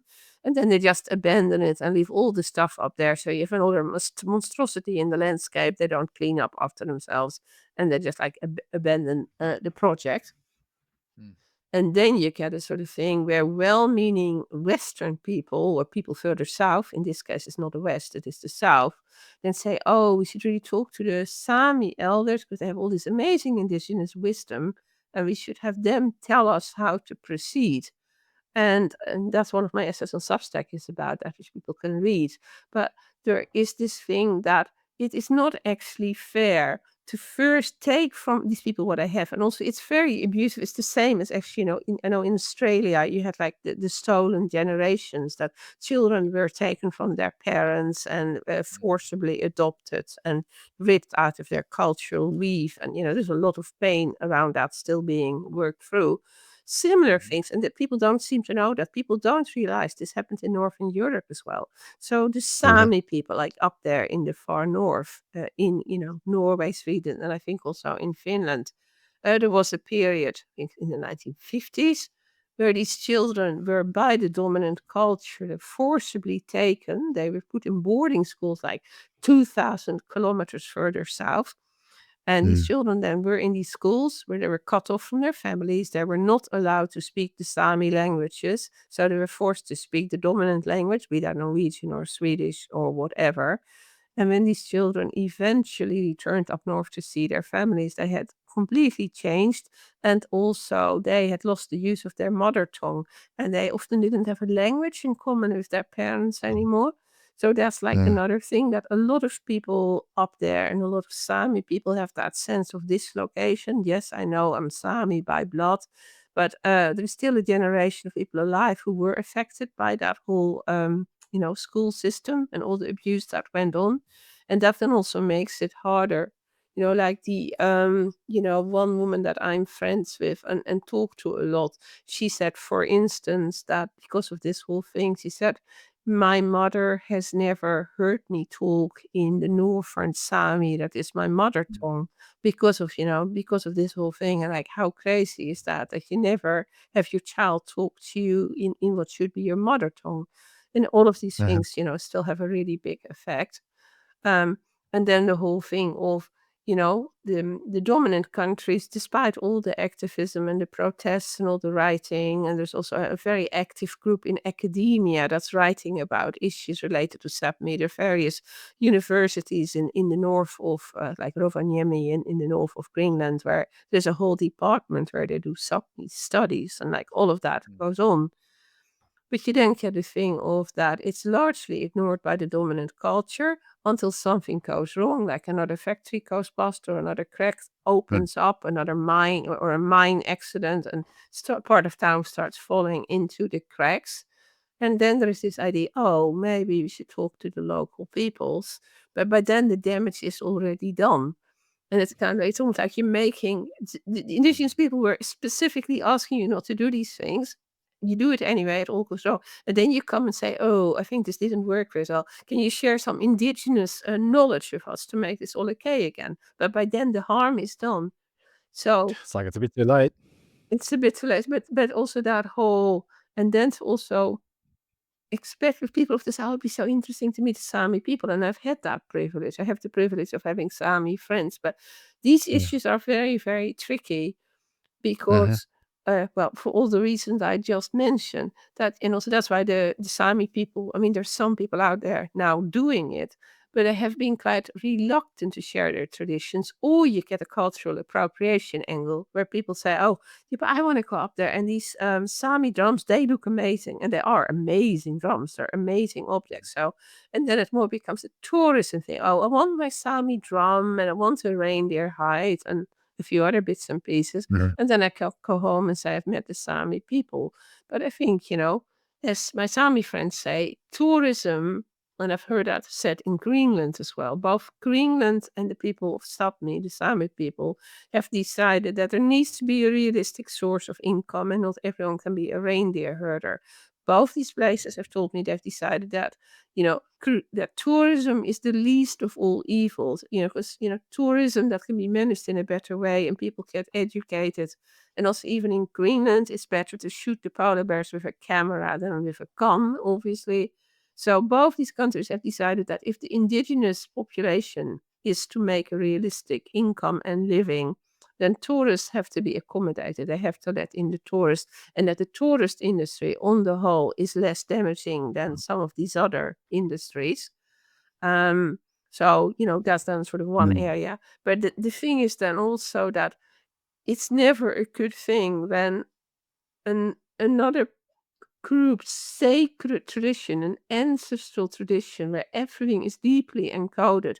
An embroidery pattern is not just an embroidery pattern, it's also the Yeah. ancestors. Or say in Greenland, women traditionally had tattoos on their faces and dots and things. And that's not just a pretty pattern, but these are like portals for spirit, where the spirits come and go. Is also related to the ancestors. It says something about the clan you belong to. So the thing is then also that cultural heritage is precious, it is sacred, it's already been under Mm. attack. And though they are willing to share it to some extent, you don't want it to just become another tourist item that other people take away. So where I'm trying to work, and I was working with a friend, like organizing a trip for next summer, but then my friend unfortunately had a very serious accident, so he had to put that on hold. But what I am more into is not the tourist industry as such, but bringing people up there who are already skilled practitioners, for instance, in the Old Norse material that I teach, and then to facilitate a dialogue between the Sami elders and people who are advanced practitioners, and, with all the respect and awareness of all things sacred that goes with that, and then facilitate a dialogue about what can be exchanged in terms of like healing, or what kind of guidance can we put out there in the world and take a stand on issues that play out in the world. So that's more, I don't want to enter the tourist industry, but it's more Mm. that sacred exchange between elders and, the sort of both the visionary material, but also the acknowledgement, true acknowledgement. And also that's why I write about that on Substack, really telling the world about the harm that was done. Because as I said, most people have, at least in Europe, most people have heard something about stolen generations in Australia. That's, and also there's a lot of material that comes out of New Zealand with the Maori people. But most Europeans I talk to who are not in on the spiritual scene are flabbergasted to hear that the same thing went on with the indigenous people of Northern Europe. People do not believe it actually happened in Europe, and it did, if that makes sense. I hope that's not too negative, but I'm just trying to show the complexity of these Mhm. dialogues.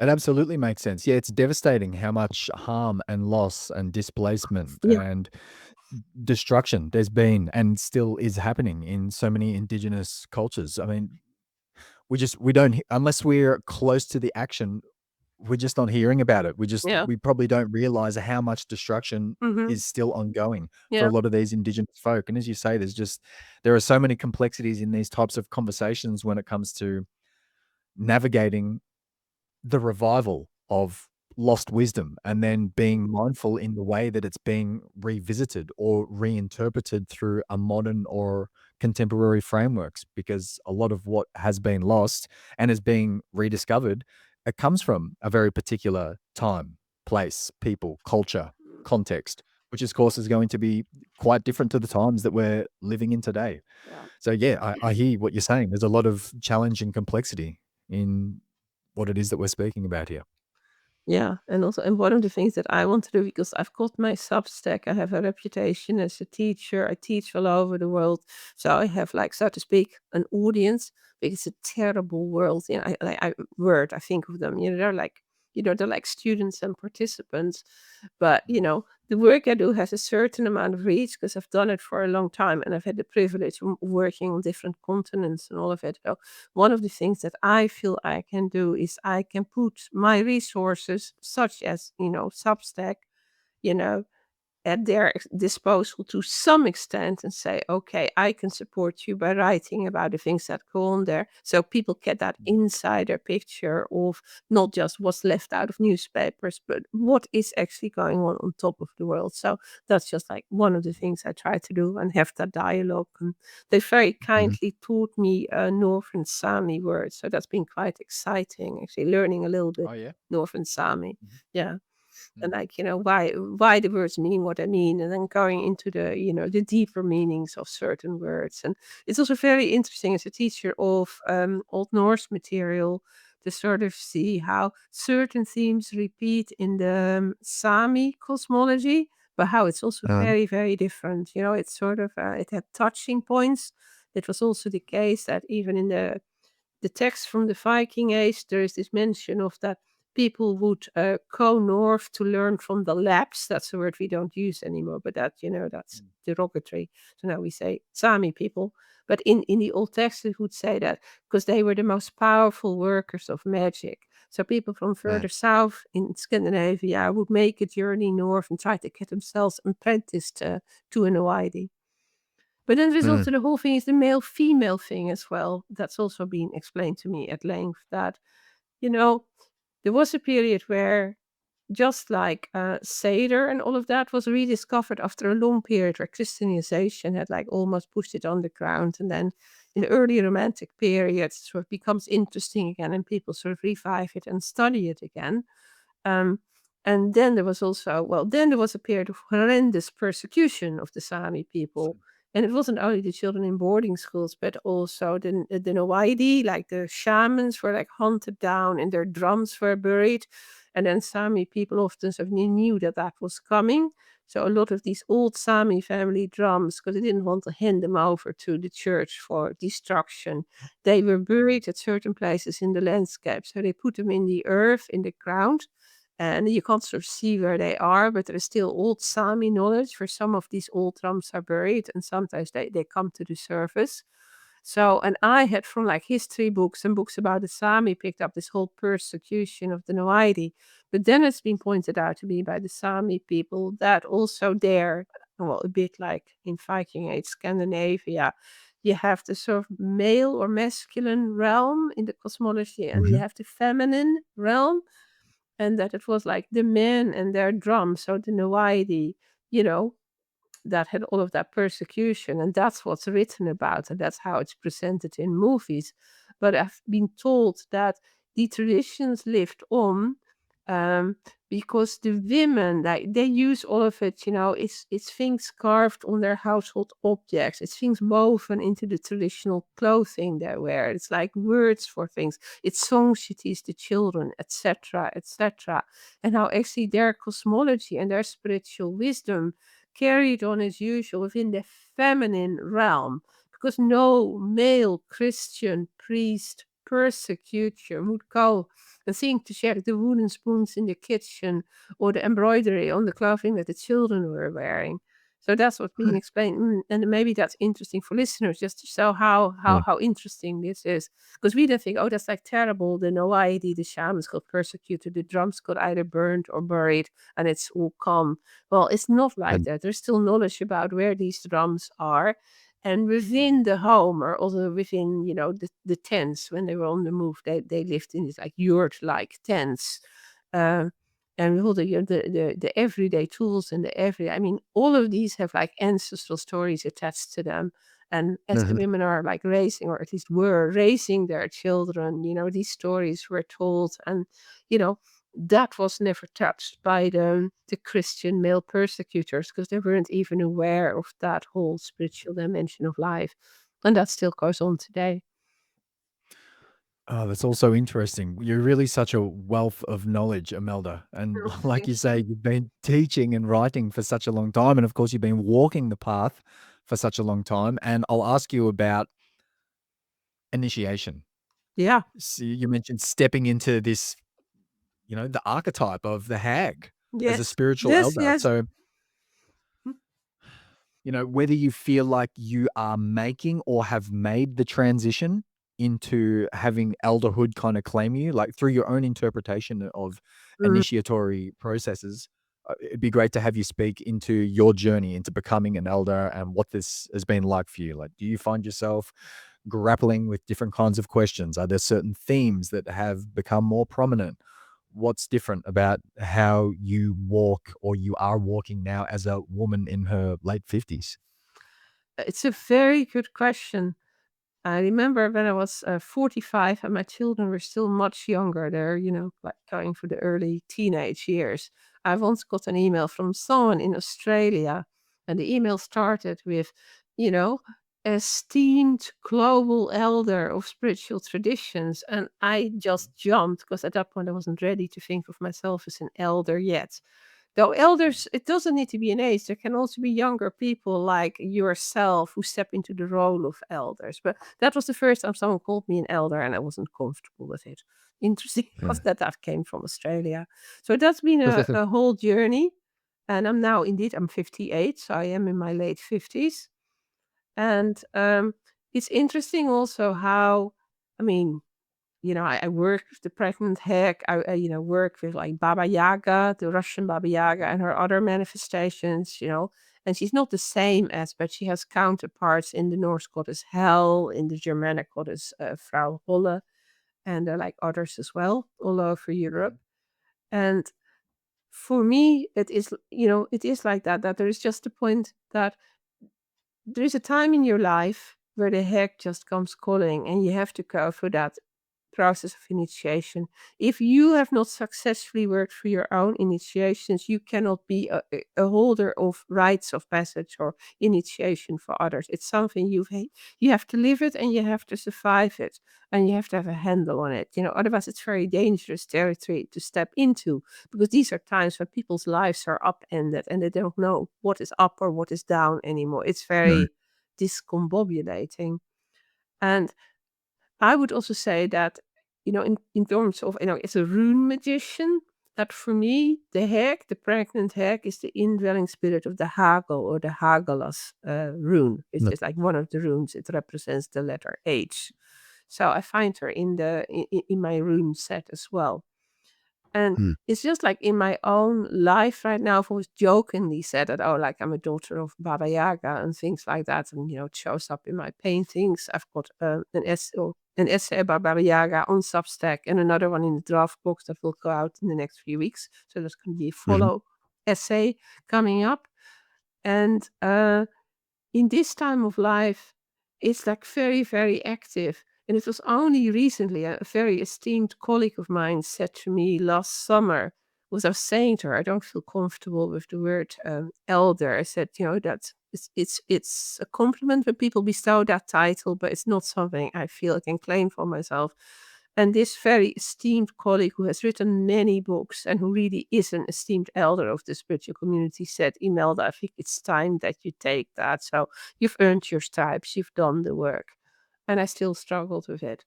And I've been Huh. on this whole apprenticeship, as the daughter of Baba Yaga. At the moment, I even have created a circle here on my property in Sweden where I have animal skulls set up in a circle because, Baba Yaga has a forest hut and it has chicken legs and it walks around the forest by itself.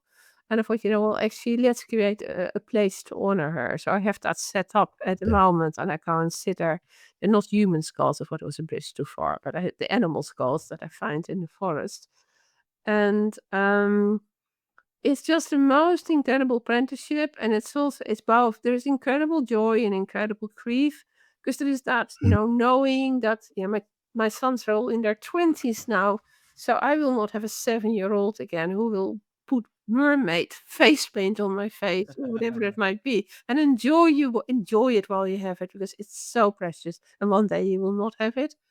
So it can Huh. sort of take my breath away where I sort of wake up and I realize I don't have to be that full-time mother anymore. All my 3 sons been to uni, they have a Mm. university degree, like one's living in Vietnam, he's not even in Europe. So like they're all sort of flying the nest and doing their thing. And that's what you raised them for. That's what parenting is about. Um, so that's like a big hack lesson, and that will not come back. That I have to, accept my age. I'm open and Huh. honest about my age. I once was on a radio show in the US where they were talking around my age and said, "You as a woman in your late 40s," which I wasn't. This was only 2 years ago. And I said, "No, actually, I'm in Right. my at that time, like in my mid 50s. I'm like 56." And they actually Mm. stopped the program to say they had never had a guest on who was honest about her age because they said they always flatter the guest by taking like 5 years off or whatever. And they said no Mm. guest had ever challenged them. So they actually stopped the program to make an announcement about it.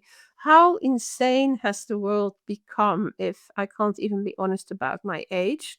And the whole Mhm. sort of thing, because so many people are in denial about death, like because dealing with the heck, I mean, she is also deaf. She's like looking deaf in the eyes and making Mm. your peace with that. And so it's Mhm. being a deaf doula and working with people who are dying, which is one of the things I do in my shamanic work and teaching courses on, Mm. on deaf and dying and all of that.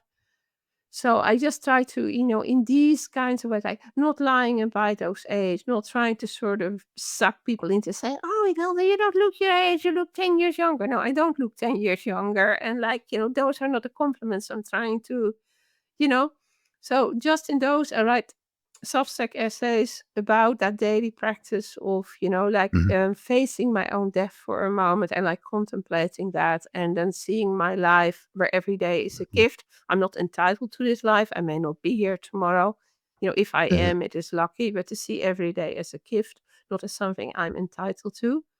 So Mm. being apprenticed to the hag is quite a trip, but there's also incredible power in it because the hag really teaches you to howl with the wolves and to sing over the bones of the ancestors and to not be Mm. afraid to walk into the forest alone and not to be afraid to step forward and to sort of hold sacred space for these, initiations that other people are working through. And they could either be initiations imposed by life. We're all catapulted into crisis some of the time, and sometimes people seek an initiation. They know it's time for an initiation. And, going on sort of some of these programs I teach have triggered severe initiations in the lives of people. And that's another sort of hack piece to know that I can't just teach this material and then disappear and close my door. I teach material that turns people's lives upside down, that completely changes the way they are in the world.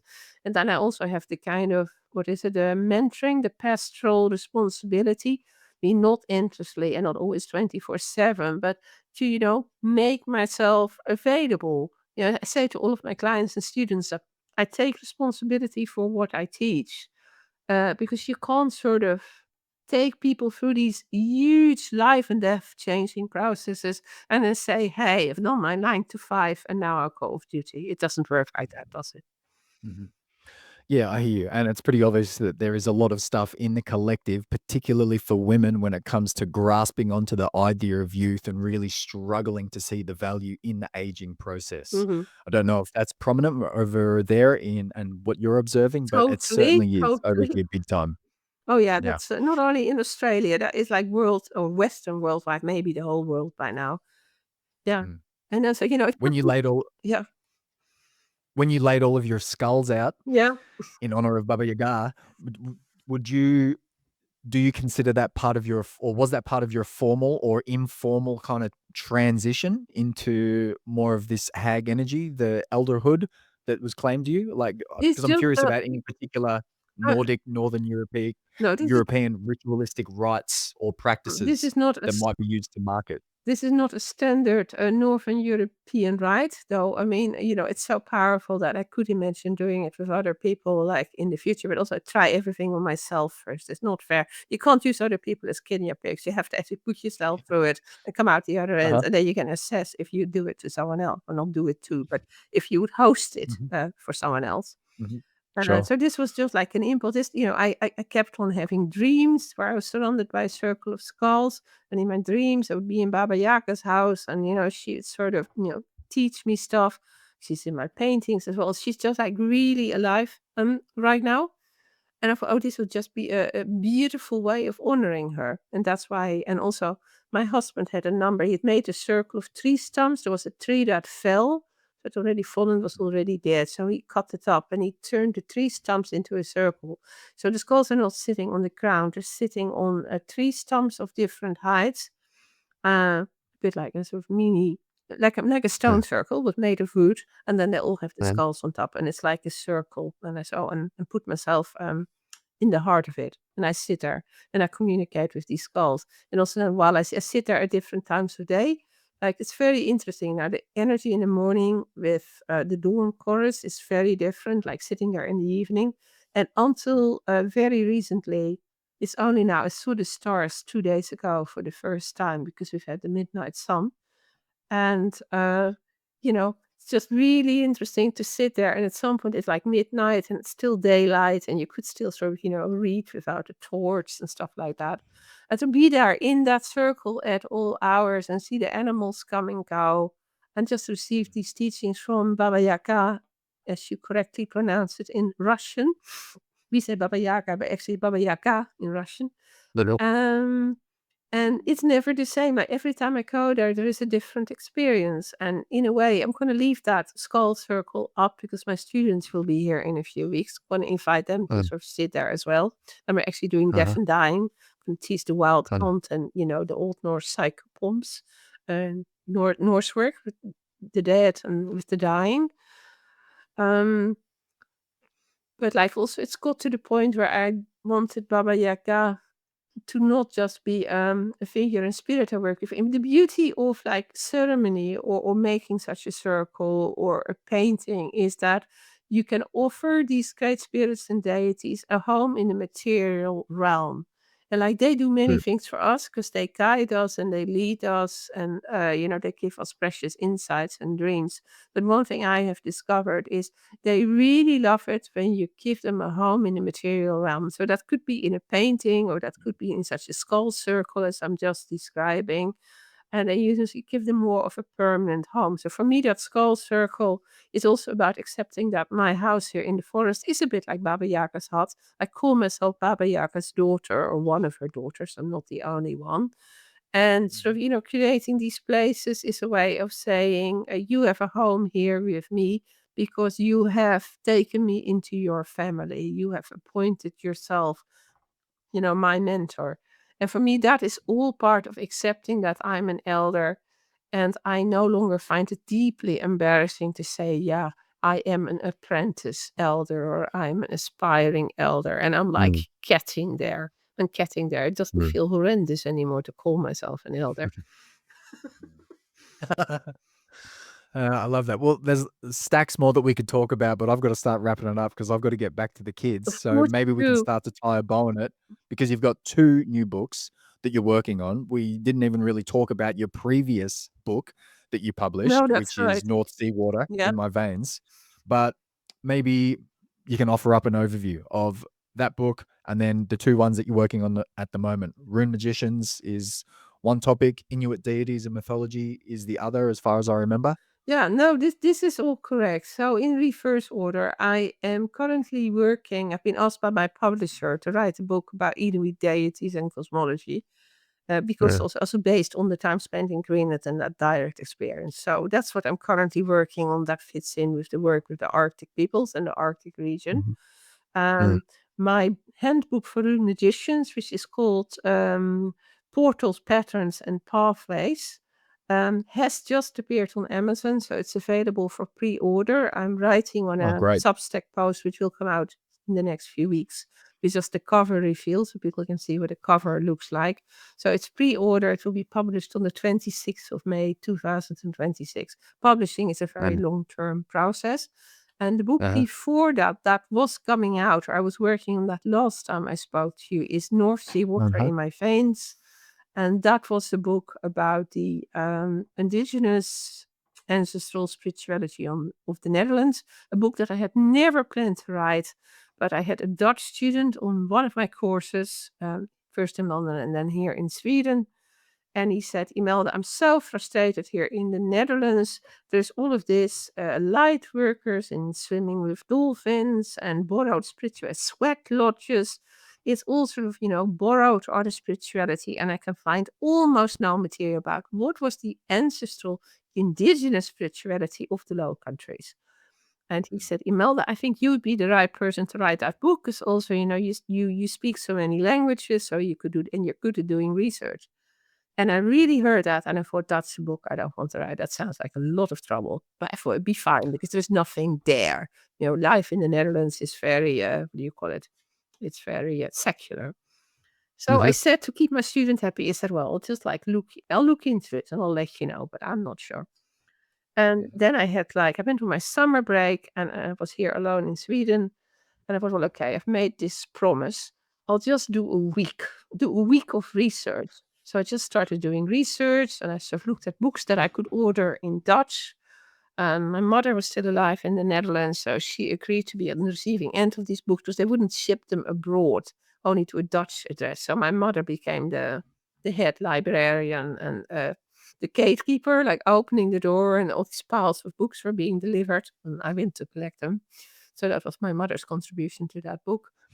And within a week, where I thought, oh, there's like nothing there, it's lost forever. And then I discovered how much is actually there. If you know where to look, if you're also willing to read a bit in a bit in German, a bit in Scandinavian languages, a bit in Old English, a bit in Latin sometimes, if you just like come at it from, no. And I discovered this absolute wealth of material. And the question that my book asks, like, is there enough left of that heritage?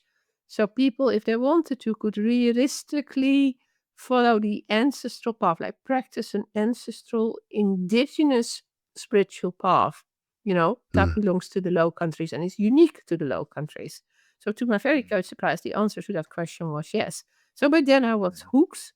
And I couldn't stop anymore. I was obsessively digging into all of these sources and digging deeper, and also, like finding the names of ancient deities. That's like all very, Uh, very interesting. And uh, then I went to the Netherlands visiting small museums. It also COVID was happening at a time. For a time, I could not go to the Netherlands. So there was that as well. Then I had to sort of more do it through websites and stuff because we were not allowed to travel for part of that research time. And in the end, I've put it all together in that book. So there are deity directories, there's a brief history, but it talks about uniquely Dutch beings, such as, the Witte Wieven, who are like the pale mist witches that move on the land, and lots of other things. And that book, I don't know, it may not be perfect. It's a bit quirky, but at the moment, and also that was the other thing, because I had some people in the Netherlands who helped me. And the student who had asked for this book, eventually I emailed him and I said, I have good news for you. I've actually written this book. It's going to be published, da da da da da. And then his reaction was, what? You wrote it in English. I had wanted you to write it in Dutch. And and I said to him, look, people in the Netherlands already have access to these sources if they know where to find them. So yeah, it's not easy, but also it's not impossible.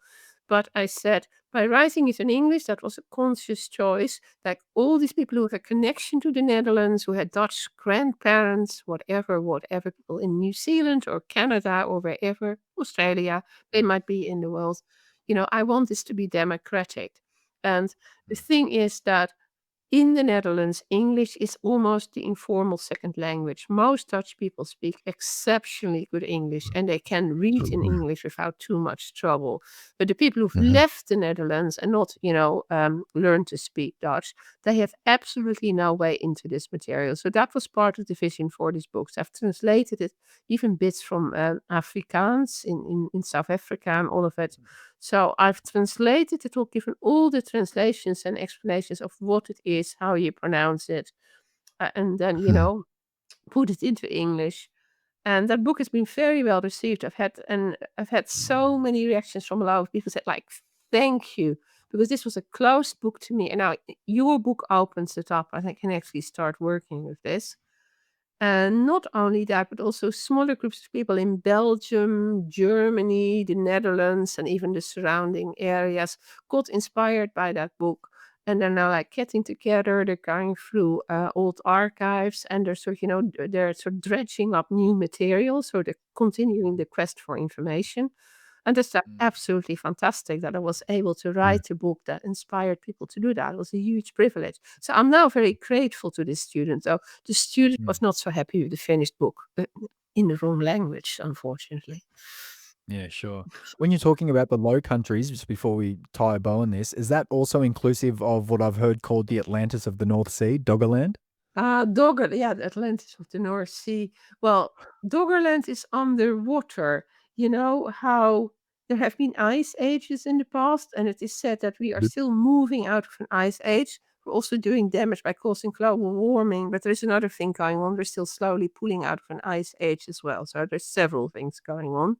And that meant when we were deeper in the ice age, more of the water on Earth was tied up in ice caps, like Greenland has an ice cap today. And we know about Antarctica and all of it. That's nearer you.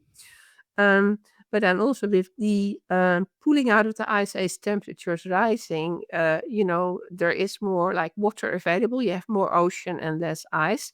So Doggerland was like a body of land that was like land. It was sort of between Great Britain, even like the Shetland Islands, and then Jutland in Denmark, the Netherlands, Belgium, and France. So it's quite a large region. It's the North Sea today, largely. It's covered by the North Sea. But as and then people like lived there and were hunting there, and there was an entire civilization there. It was inhabited, and animals lived there. But as the water levels started rising, it became submerged. It sort of, sank to the bottom of the sea, or a lot of water, melting water, melting ice that became water went on top.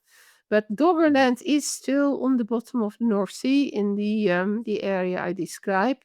And yes, I think you could call it the Atlantis of Northern Europe. It is essentially it's the submerged landmass where people used to live.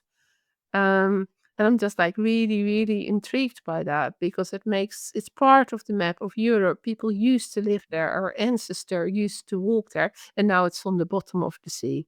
And that's like another topic I cover in that book about the Netherlands. I go into like where it was and what we know about it. Awesome. Okay, let's wrap it up. I'm going to have all of the links to your website Substack, Instagram in the show notes so people can go there. But is there anywhere else that you would like to send them?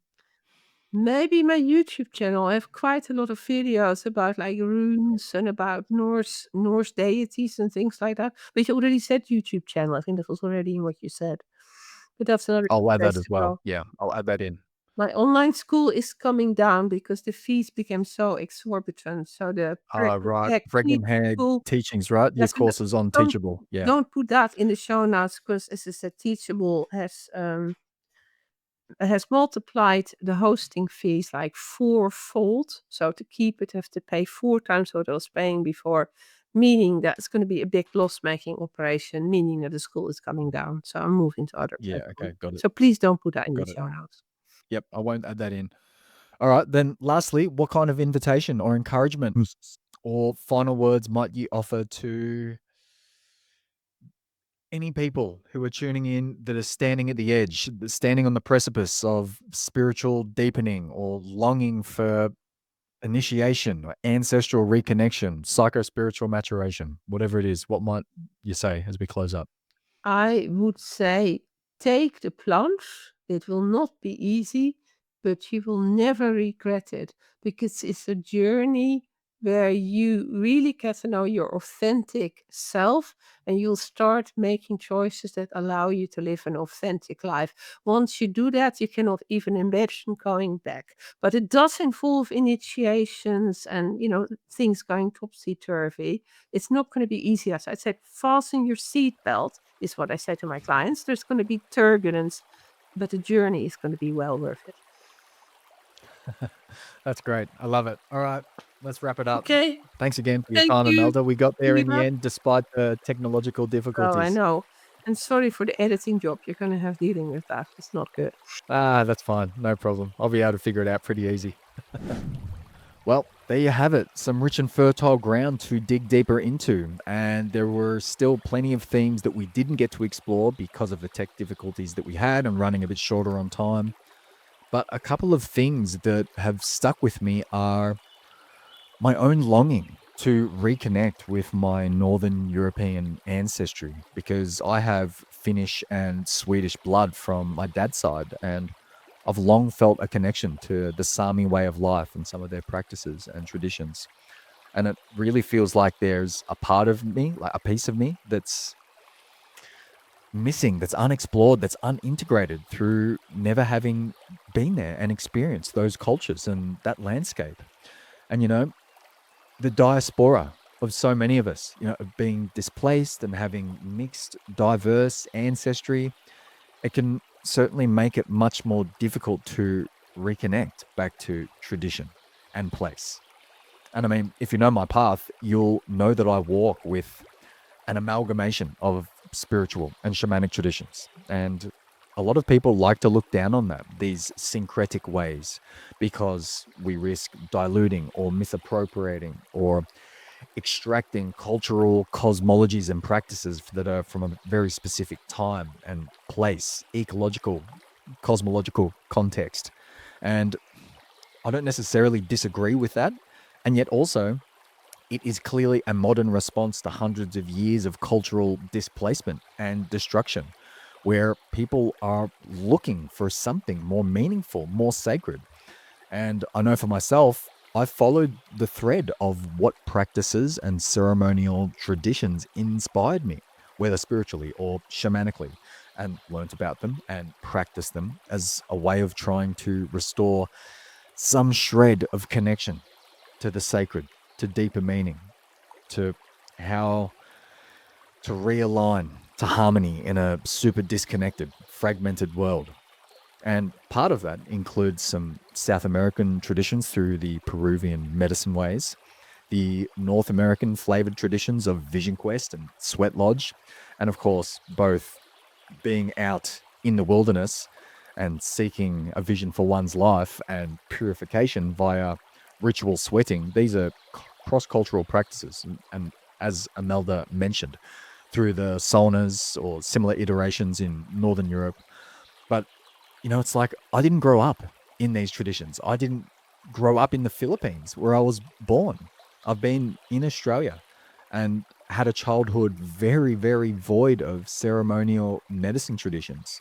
And, thankfully, I at least spent a lot of my childhood out in the Australian bush camping with my family. But, it's a multifaceted, complex thing reconnecting to sacred traditions and actively practicing and facilitating ceremonial medicine ways on the on land that isn't part of my deeper ancestral line.